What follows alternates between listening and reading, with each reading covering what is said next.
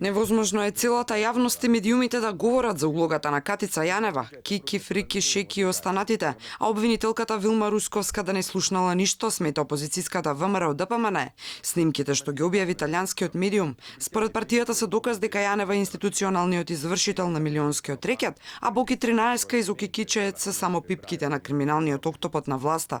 Одговорност мора да има и од Русковска, за тоа зошто таа одлучи да не покрене истрага и против Катица Јанева и против Кики и Фрики.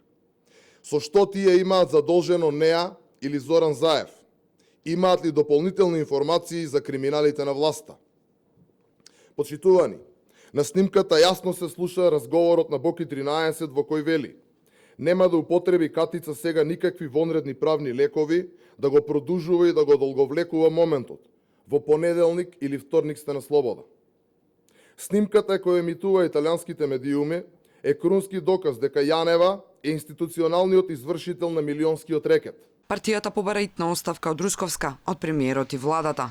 За скандалозната снимка се огласи портпаролот на СДСМ од пред седиштето на неговата партија во Струмица. Побара итна и целосна истрага за рекет и констатираше дека објавата на снимката во италијанските медиуми било дело на мрачни сили, кои не и сакале датум на Македонија за почеток на преговорите со ЕУ. Особено е важно да се дадат аргументи и одговори за тоа кој се е вклучен во овој криминал и од кои се предмети што се истражуваат, кој прави напори да се спаси. Се што се случува, вклучувајќи ја и денешното објавување на снимка, е дел од однапред подготвено сценарио. Сите мрачни сили се впрегнати во поништувањето на правната држава и загрозувањето на евроатлантските интеграции. СДСМ повторно ја наметнува топката околу рекет кон ВМРО ДПМН, па прашуваат кој му ја дал снимката на италијанскиот новинар.